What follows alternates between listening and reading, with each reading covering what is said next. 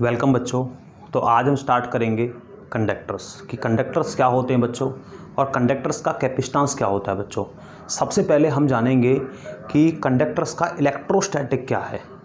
हमारा एनसीईआरटी का ये फर्स्ट टॉपिक होगा कंडक्टर्स के अंदर कि कंडक्टर्स का इलेक्ट्रोस्टैटिक क्या होता है। तो चलिए स्टार्ट करते हैं। Electrostatics of conductors.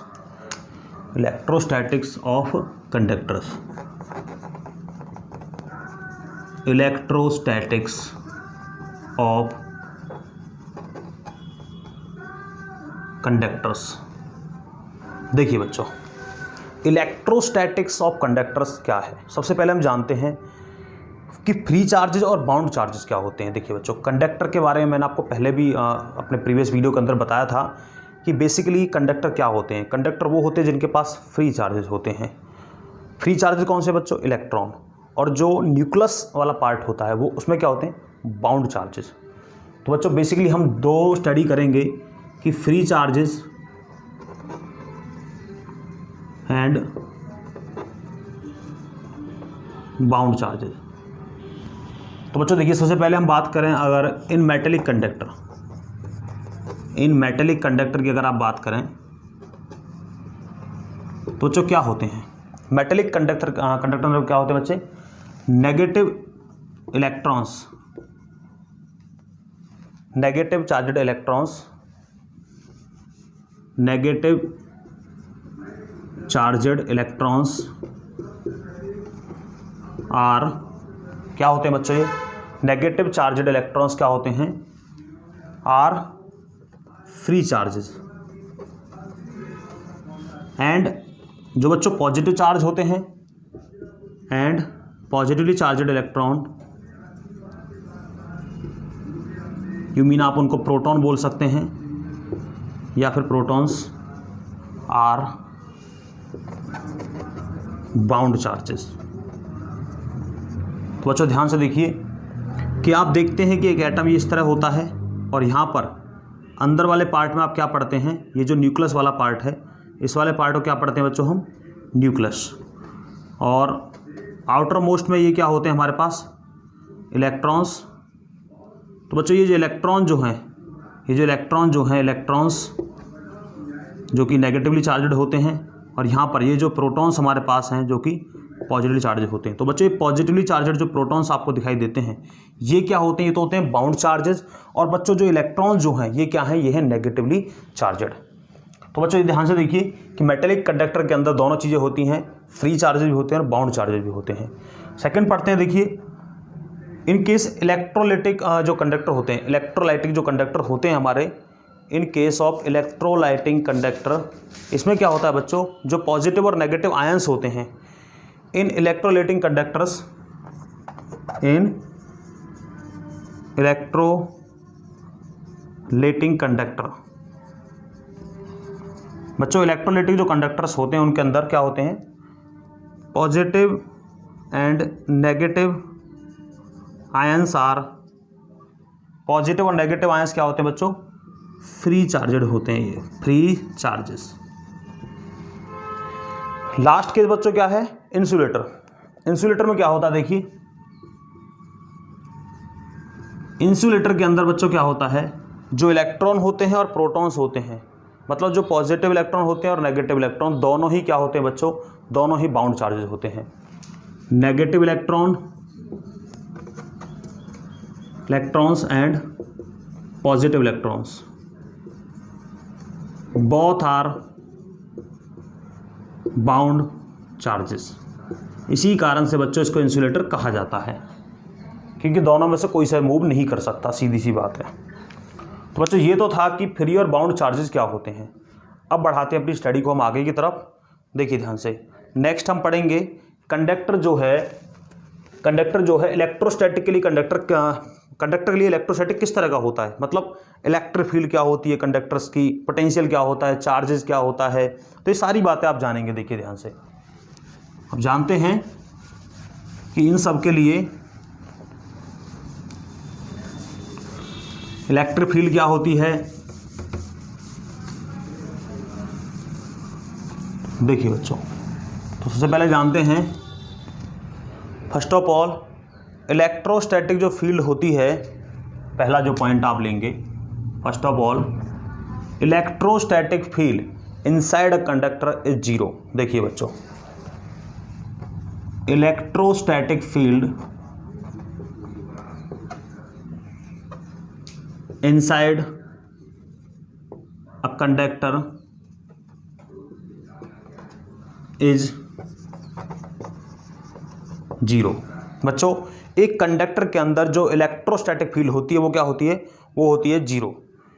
तो बच्चों जीरो कैसे होती है? देखिए ध्यान से, किस तरह होती है कि मान लीजिए आपने क्या किया कि कोई कंडक्टर आपने ले लिया। बच्चों मान लीजिए मैंने ये कोई कंडक्टर ले लिया, इस तरह से मैंने कोई कंडक्टर बच्चों ले लिया। देखिए, और क्या किया, इसके लिए आपने कोई फील्ड अप्लाई कर दी। ये फील्ड बच्चों आपने इसके लिए अप्लाई कर दी। देखिए तो क्या होगा बच्चों, ये जो फील्ड आपने अप्लाई की है, और मानिए कि यहाँ पर इसका पॉजिटिव है और इसका नेगेटिव इधर है, ड्यू टू द पॉजिटिव के कारण, मतलब इंडक्शन फेनोमेना के कारण, इसके इस वाले एंड पर क्या हो जाएगा? Negative charge. ये बच्चों हमारे पास कंडक्टर है, और इस वाले एंड पर क्या हो जाएगा बच्चों? Positive charge. अब इसके पास फील्ड कैसी बनी? देखिए बच्चों इस तरह की, ये हुई इंड्यूस फील्ड। और बच्चों ये वाली फील्ड कौन सी है? External field. इंपॉर्टेंट बात यह है बच्चों कि इस इंडक्शन फेनोमेना से जो प्रोसेस चलता है, ये इस प्रोसेस से क्या होता है कि जितनी एक्सटर्नल फील्ड होती है, इसमें जितनी एक्सटर्नल फील्ड आप देख रहे होंगे, ये एक्सटर्नल फील्ड जो आप देख रहे हैं, जो आपने अप्लाई की है इस कंडक्टर के लिए, उतनी ही फील्ड कंडक्टर के अंदर बन जाती है बच्चों। मतलब जितनी इंड्यूस फील्ड है उतनी ही फील्ड एक्सटर्नल फील्ड बन जाती है बच्चों। तो अल्टीमेटली मिलाकर जो ये वैल्यू इसके अंदर आता है वो कितना आता है? Net field zero. बच्चों कारण क्या है कि जब आप एक कंडक्टर को इलेक्ट्रिक फील्ड के अंदर रखते हैं तो होता क्या है, उस कंडक्टर के अंदर खुद से ड्यू टू द इंडक्शन किसके कारण हुआ? एक्सटर्नल फील्ड के कारण। एक्सटर्नल फील्ड के कारण इसके अंदर खुद से एक फील्ड इंड्यूस होती है, जिस फील्ड का वैल्यू बिल्कुल जो है एक्सटर्नल फील्ड के बराबर हो जाता है, और जिस कारण से अल्टीमेटली जो टोटल जो फील्ड बनता है इसके अंदर वो जीरो हो जाता है। Due to the external field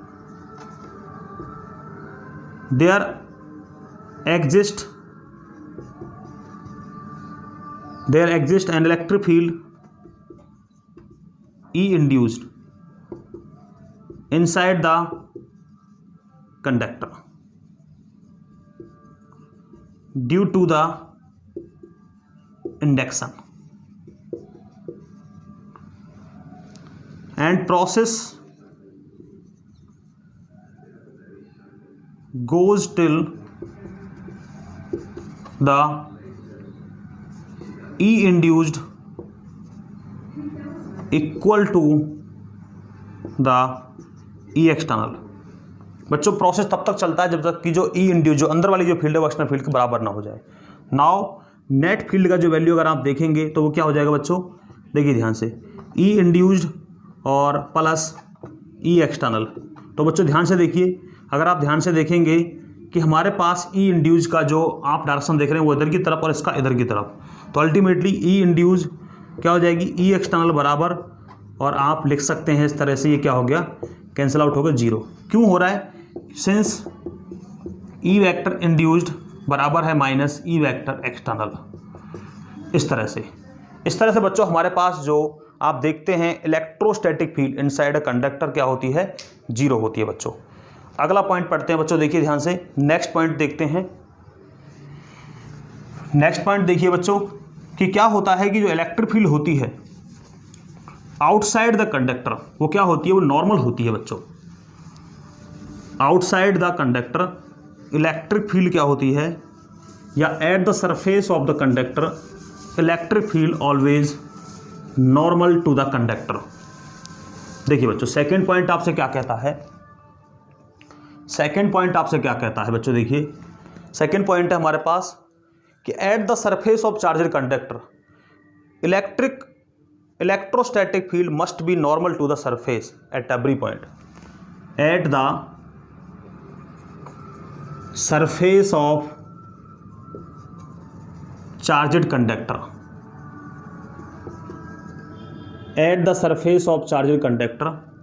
the electric field, electrostatic field must B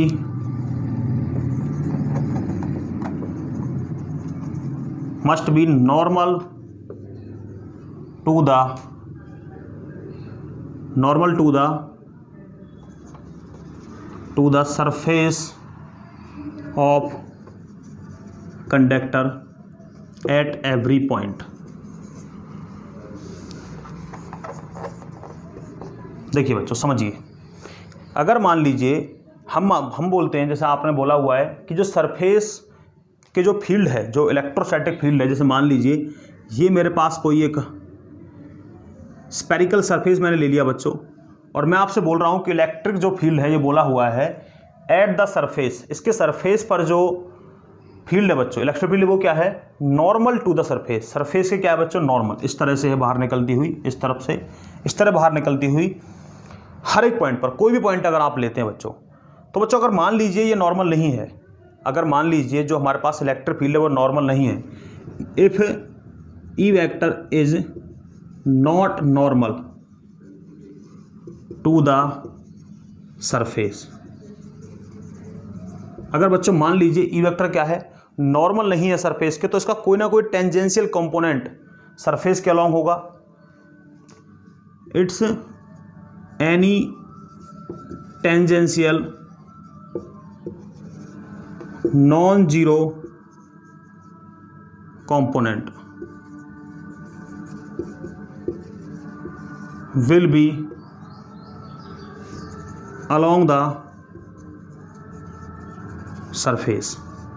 बच्चों कोई ना कोई इसका कंपोनेंट अगर देखें आप ध्यान से, मान लीजिए ये थोड़ा इस तरह से है, नॉर्मल ना हो करके, तो कोई ना कोई कंपोनेंट इसका इस तरह का होगा, जैसे ई कॉस थीटा हो गया बच्चों। तो मतलब आप देख रहे हैं कि इलेक्ट्रिक फील्ड इधर की तरफ है, और बच्चों सरफेस पर क्या है, इलेक्ट्रॉन है। अगर बच्चों इलेक्ट्रॉन्स हैं और इलेक्ट्रिक फील्ड अगर इधर है, इलेक्ट्रिक फील्ड इधर, तो इलेक्ट्रॉन इधर की तरफ चलेंगे। आपको पता है अगर इलेक्ट्रॉन है, सरफेस पर इलेक्ट्रॉन है और इलेक्ट्रिक फील्ड आप देख रहे हैं कि इधर की तरफ है, तो अगर इलेक्ट्रॉन आपने कोई ले लिया तो वो क्या होगा, वो इधर की तरफ चलेगा।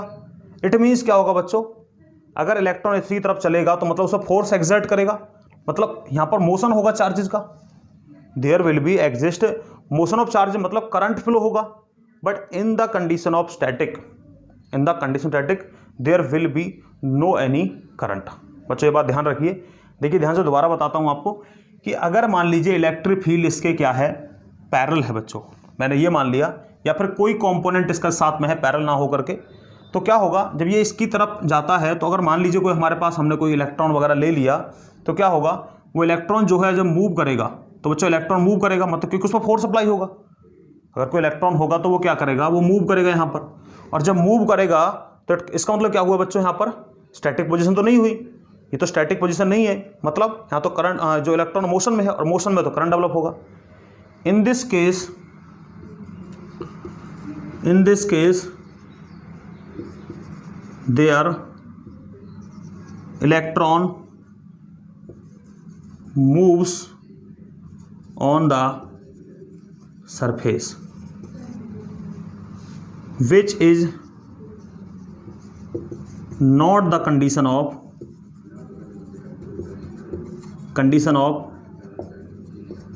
static field। बच्चों ये कंडीशन स्टैटिक फील्ड की नहीं है। therefore आप क्या लिखेंगे, therefore electric field always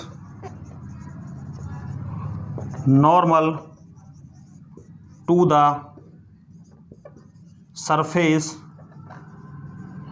of the conductor at every point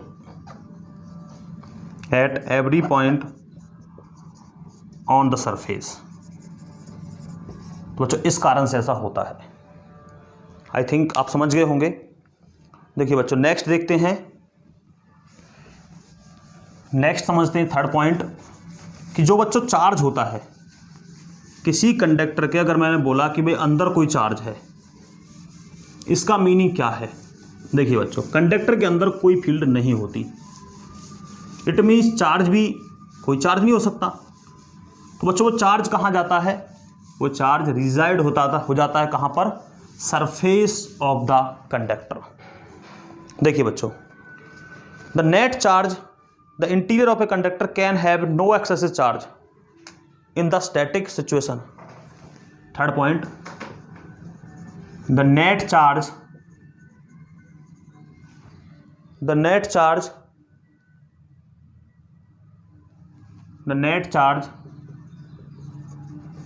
inside a conductor, the net charge inside a conductor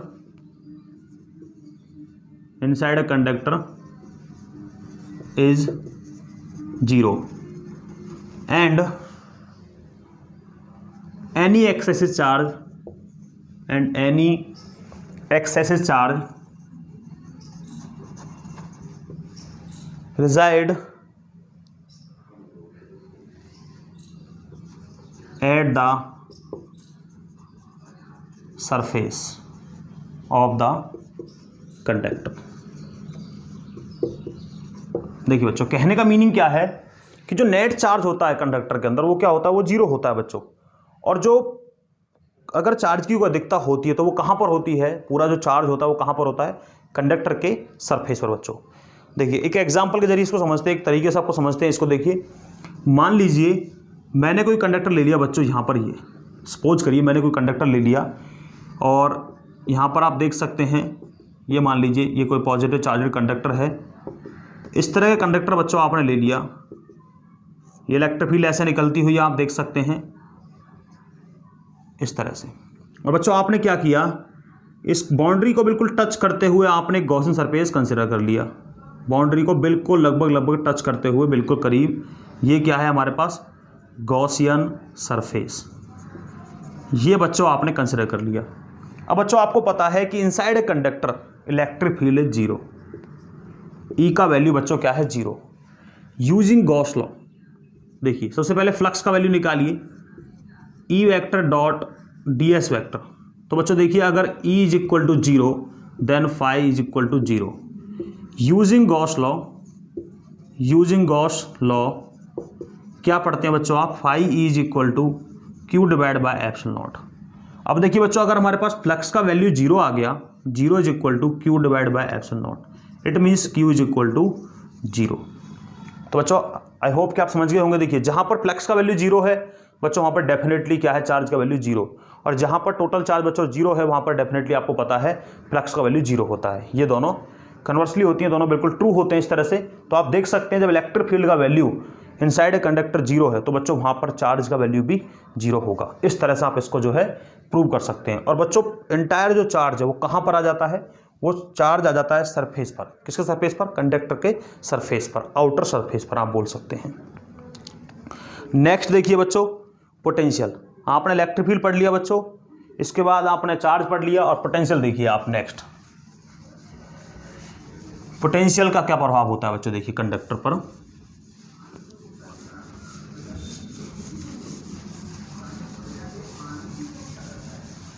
next point 4, देखिए बच्चों नेक्स्ट पॉइंट देखते हैं 4। Electrostatic potential is constant through out the volume of the conductor and has the same value inside and surface. या फिर ऐसे लिख दीजिए, potential is constant, potential is constant within and on the surface of the conductor।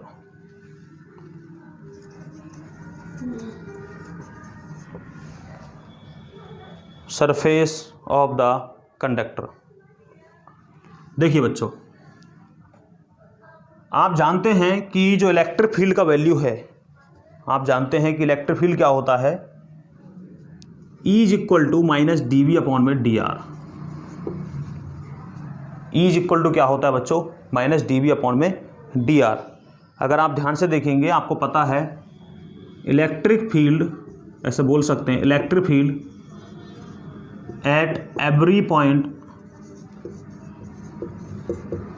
On the surface of a conductor क्या होती है बच्चों, क्या होती है ये, is equal to minus D B upon में D r. And for a conductor बच्चों, कंडक्टर के लिए क्या है, इलेक्ट्रिक फील्ड का वैल्यू है 0 कंडक्टर के लिए। और बच्चों अगर इलेक्ट्रिक फील्ड का वैल्यू 0 है तो क्या आ गया, माइनस डी बी अपॉन में डी आर। और फाइनली आप लिख सकते हैं D B is equal to क्या आ गया बच्चों, 0। और अगर आप इंटीग्रेट करेंगे अब देखिए तो v क्या आ जाएगा हमारे पास, कांस्टेंट। मतलब कहने का मीनिंग ये है बच्चों कि जो हमारे पास पोटेंशियल होता है कंडक्टर, देखिए ध्यान से, आप पहले पढ़ भी चुके हैं इस चीज़ को। देखिए ये हमारे पास स्फेरिकल सरफेस मैंने मान लिया इस तरह का। अब इस स्फेरिकल सरफेस के पूरे सरफेस पर और इसके अंदर बच्चों क्या है पोटेंशियल का वैल्यू, वो है कांस्टेंट। ध्यान से देखिए, इस सरफेस पर और कहाँ पर, इसके अंदर सभी जगह पर जो पोटेंशियल का वैल्यू वो क्या है बच्चों, कांस्टेंट। यही बात आपको बताई गई, आप देख सकते हैं, चेक कर सकते हैं इसको। हर एक पॉइंट पर, जो भी पॉइंट आप लेंगे अंदर, हर एक पॉइंट पर पोटेंशियल वैल्यू क्या है बच्चों, कांस्टेंट। और यहाँ पर भी हर जगह पर इस तरह से। तो इस तरह से बच्चों आप जो है इनको पढ़ते हैं। देखिए नेक्स्ट पढ़ते हैं, electric field at the surface of a charge conductor proportional to the electric field at the, electric field next point पढ़ेंगे आप, at the surface of the charge conductor is proportional to the surface charge density. देखिए बच्चों, electric field at the surface of a charge conductor, electric field at the surface of a charger conductor, at the surface of a charger conductor is directly proportional, is proportional बोल दीजिए, proportional to the surface charge density, to the surface charge density. देखिए बच्चों क्या बोला गया है कि electric field जो होती है चार्ज कंडक्टर के सरफेस पर, वो डायरेक्टली प्रोपोर्शनल होती है सरफेस चार्ज डेंसिटी के।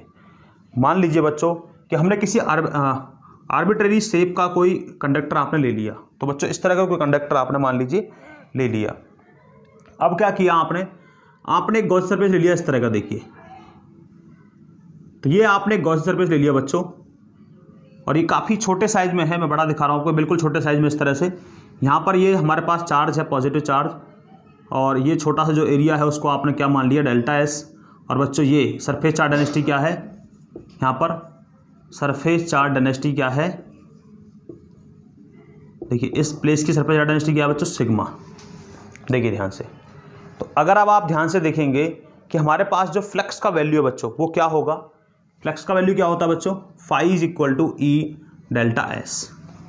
ई डेल्टा एस ये आप अच्छी तरह से जानते हैं, फाई इज इक्वल टू क्या है, ई डेल्टा एस। अब देखिए ध्यान से, इस सरफेस के लिए आपने क्या देख लिया बच्चों, फ्लक्स का वैल्यू कितना आया, ई डेल्टा एस, क्योंकि यहाँ पर इलेक्ट्रिक फील्ड ई होगी कोई ना कोई, और एरिया कितना है, डेल्टा एस हमारे पास है बच्चों।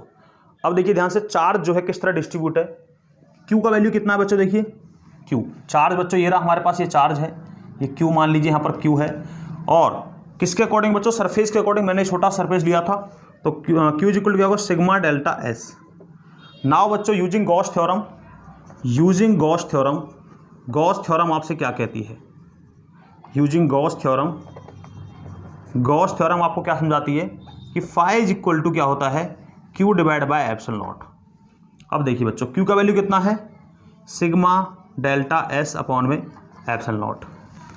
नाउ बच्चों फ्रॉम 1 and 2 देखिए ध्यान से क्या मिला, E delta S is equal to sigma delta S divide by epsilon naught. Cancel out कर दिया बच्चों आपने, कितना आ गया, E is equal to sigma upon में एप्सिलॉन नॉट। तो बच्चों ये हमारे पास आ जाता है। डायरेक्शन की बात जहाँ तक करें आप देखिए, तो ये आउटवर्ड की तरफ आपका डायरेक्शन होगा एन कैप, मान लीजिए एन कैप हमने किधर ले लिया, इधर की तरफ, इस तरह से। इनसाइड दिस, इसके अंदर की अगर बात करूँ बच्चों, यहाँ पर एक फील्ड क्या है, जीरो, क्योंकि कंडक्टर के अंदर एक फील्ड क्या है बच्चों, जीरो। तो केवल सरफेस पर है बच्चों, सरफेस पर इलेक्ट्रिक फील्ड है बट अंदर जीरो है। और सरफेस वाली किस पर डिपेंड करती है बच्चों, इस पर डिपेंड करती है, किस पर, सरफेस चार्ज डेंसिटी पर। ई क्लियरली आप देख सकते हैं प्रोपोर्शनल है किसके, सिग्मा के। तो जितना जो है सिग्मा ज़्यादा होगा, सरफेस पर जितना चार्ज ज़्यादा होगा, इलेक्ट्रिक फील्ड उतनी ही ज़्यादा होती है बच्चों। तो इस तरह से आप समझते हैं बच्चों। देखिए नेक्स्ट पढ़ते हैं बच्चों, इलेक्ट्रोस्टैटिक शील्डिंग। इलेक्ट्रोस्टैटिक शील्डिंग एक बहुत ही अच्छा फेनोमेना होता है एक तरह का, जिसके कारण से हम बाहरी जो इलेक्ट्रिक इन्फ्लुएंस है उससे बच सकते हैं। देखिए बच्चों इसको समझते हैं, जो कि इसी पर बेस्ड करता है, electric field inside a conductor पर। देखिए बच्चों, electrostatic shielding, electrostatic shielding 6 point है बच्चों, ये देखिए ध्यान से। तो ये क्या है हमारे पास, इलेक्ट्रोस्टैटिक शील्डिंग बच्चों क्या है। तो देखिए बच्चों, अगर मान लीजिए आपने क्या किया, कोई आपने कंडक्टर मान लिया। तो बच्चों कोई कंडक्टर आपने मान लिया, इस तरह का कोई कंडक्टर आपने मान लिया, मान लीजिए इस तरह का, ये हमारे पास कोई कंडक्टर है इस टाइप का। ये बच्चों हमारे पास कोई कंडक्टर इस तरह का है। फील्ड आपको पता है किधर की तरफ होगी, ऐसे फील्ड होगी, आप समझते हैं पॉजिटिव चार्ज के लिए फील्ड ऐसे ही होती है। अब देखिए बच्चों, आपने क्या किया, मान लीजिए कोई कैविटी आपने ले ली, ये कैविटी है। इलेक्ट्रिक फील्ड क्या है बच्चों इसके पास, जीरो, क्योंकि inside a conductor field zero है, सीधी सी बात है। अब क्या है बच्चों, देखिए यहाँ पर क्या करेंगे आप, इलेक्ट्रिक फील्ड तो हो गया जीरो। अगर आपने क्या किया, कोई गॉसियन सरफेस यहाँ पर मान लिया, अगर आपने क्या किया बच्चों, इसके बिल्कुल टच करते हुए आपने गॉसियन सरफेस मान लिया, तो आप थोड़ा ध्यान से देखिए कि अगर आपने क्या किया, कोई गॉसियन सरफेस आप मान लेते हैं। अब आप देखिए, as E is equal to zero, therefore Q must be equal to zero. देखिए बच्चों, अगर ई का वैल्यू जीरो है, क्योंकि ई क्या है, zero, using Gauss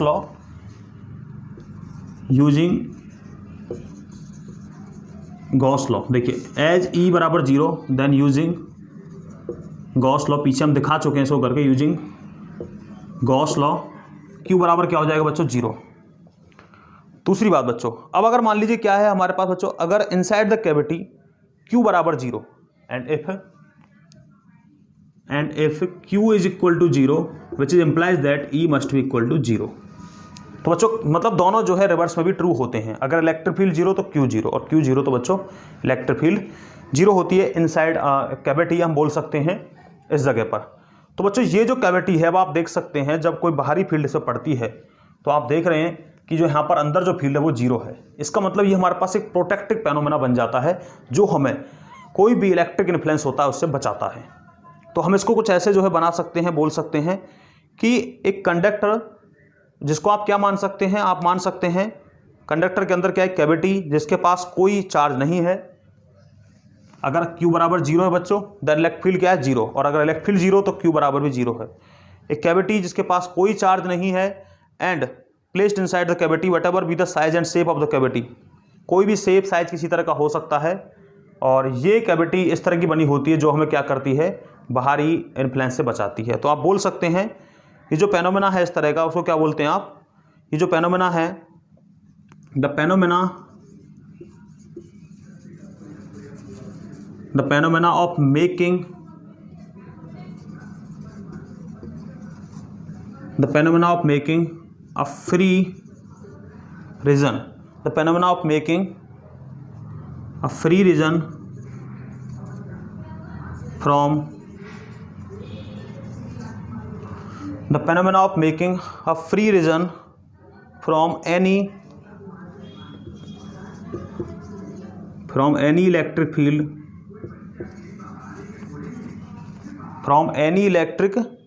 field, is called electrostatic shielding,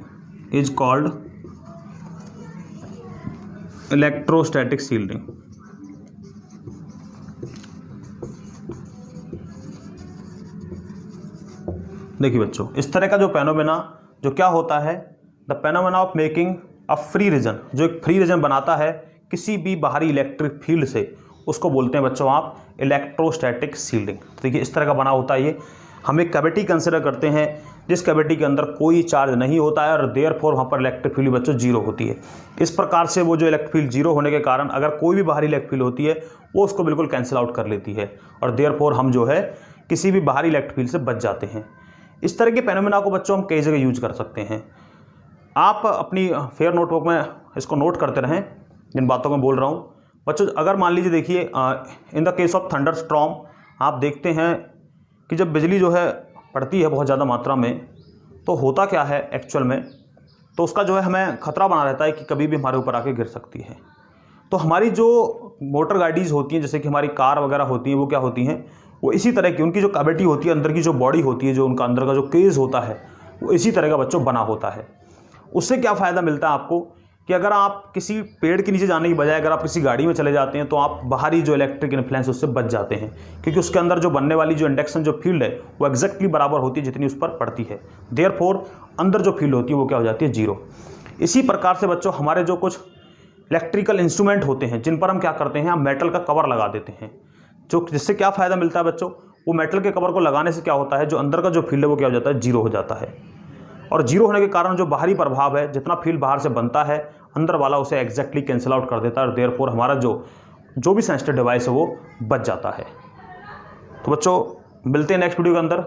thank you to all, और ध्यान से पढ़िए इसको, ध्यान से देखिए वीडियो को। Again thank you to all.